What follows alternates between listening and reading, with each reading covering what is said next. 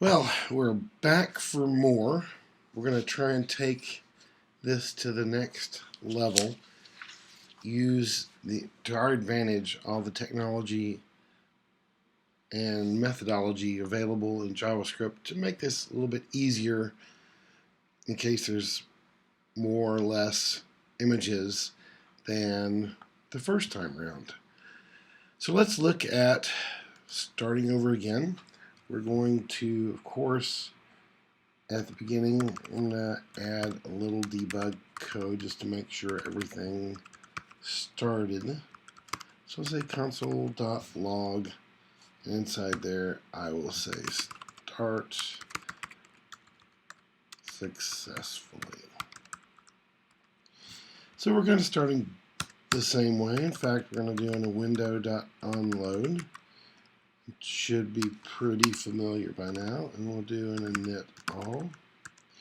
So if we do an init all, we've got to go up here to the top and create that. So I'll cursor up and put in a function init all. Open and close curly brace. Now if we actually tested this, nothing much should happen, but at least we could see that it works. And if I open up Firebug, hit refresh, started successfully, shows up, and does not appear to be any errors. However, because I stripped out all my JavaScript, none of my rollovers work, none of my clicks work. So let's go make everything work. Now, one of the things I've got to do is create a variable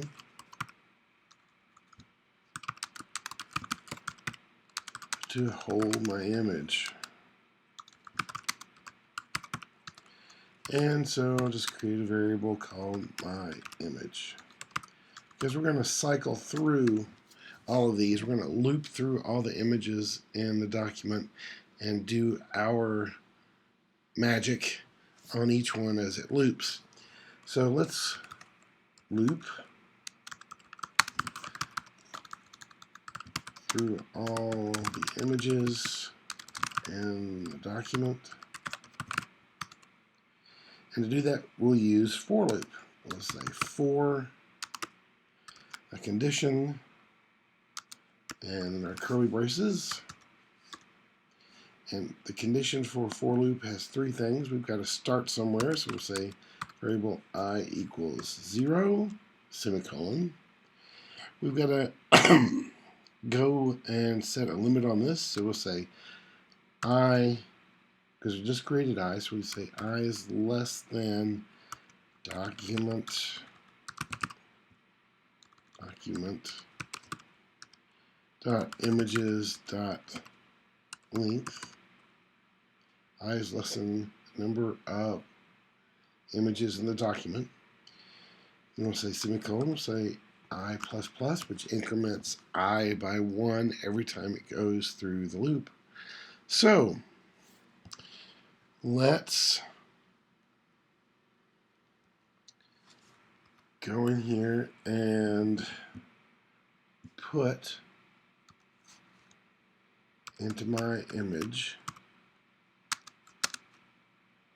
the document.images from I. And if I save this, and let's take a peek at what happens when we run it. But I want to see what's going on. I'll say console.log,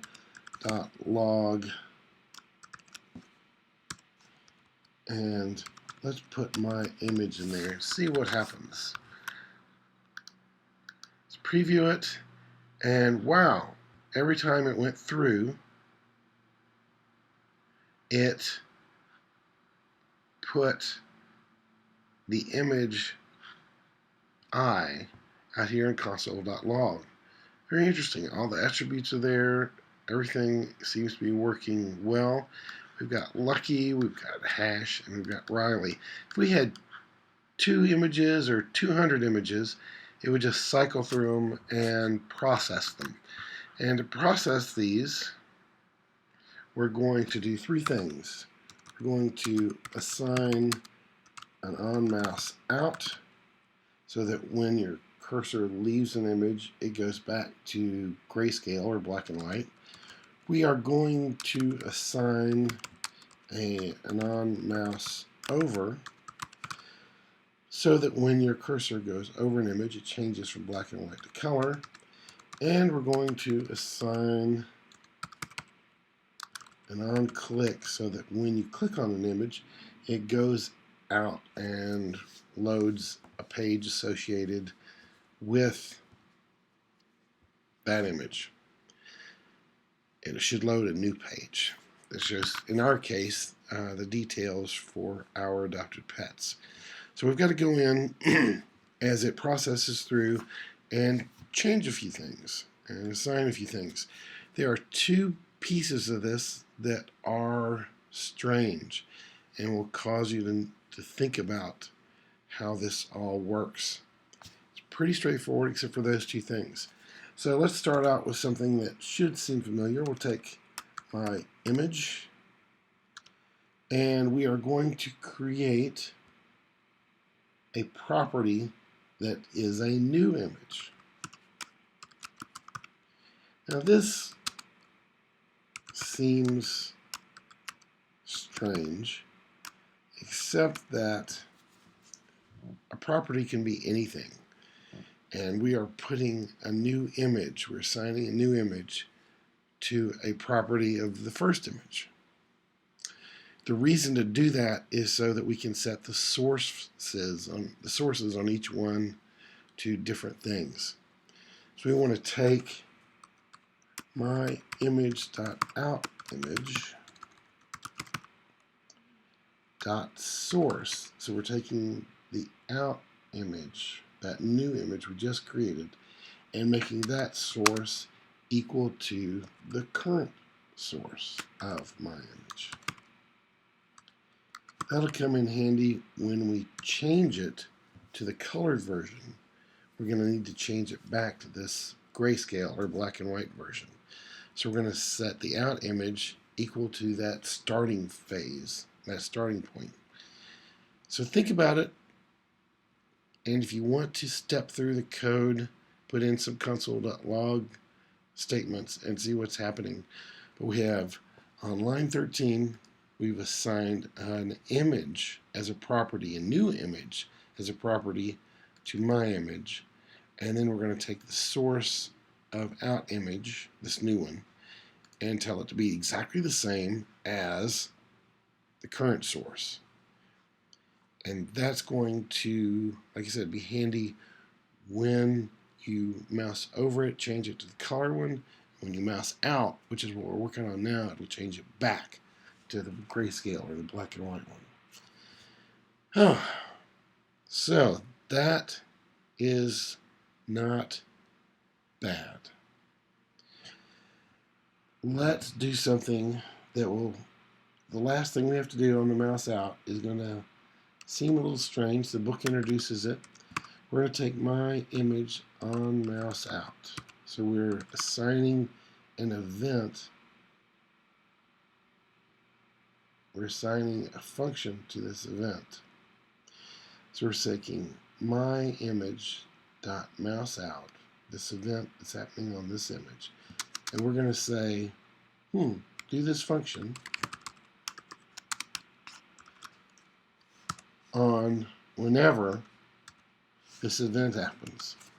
Now, what is really, really strange here is we did not go out and reference an external function.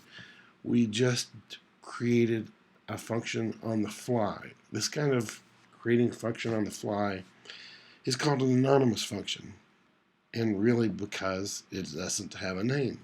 This function doesn't have a name, it's just anonymous, and it's assigned to this event. So we have function with no name, and we're going to say on this mouse out event, we're going to run whatever is in this function. It's, believe it or not, can simplify your code if you're doing quick grouping of statements that are associated with an event. It beats creating a whole separate function to handle this event. An anonymous function is just a function that does not have a name. It's created ad hoc as you need it. The last thing that the book mentioned, I think back on page 41. So if you want to look at your book on page 41, I would also look up the W3 School site to get another explanation. But there's a keyword in JavaScript called this. And this just refers to the currently selected object. For all intents and purposes, that's what this is. It almost sounds comical to say, but this is, or this stands for, or represents the currently selected object. We're going to say, whenever a mouse out event happens on this file, this image, whenever a mouse out event happens on this image, we're going to take its source and assign it the out image dot source. And this is very strange until you sit and think about it. So let's put in a console.log statement and try and figure out what the heck this is doing. This can seem very strange. So I'm putting in a mouse out string and then putting in the keyword this. I want to know what this is at this point, because this, quite frankly, is slightly confusing. So we have a console.log up here at my image, so we'll see what that is. We also have one down here at this. So if we've got everything done correctly, we can go preview this, and what happens is we have our first console.log statement, looks normal, and when we say mouse out, every time we mouse out, it's giving us this ginormous reference, and it reflects my hard drive as far as the name. But you can see the first one was Lucky the dog, the second one was Hash the dog, and if I adjust my window so I can see Riley, whenever I go and go mousing out on any of these, it's going to tell me what this image is. And this is getting a little bit ridiculous, so I'm going to hit clear. If I scroll over Riley and then mouse out, it's doing its thing.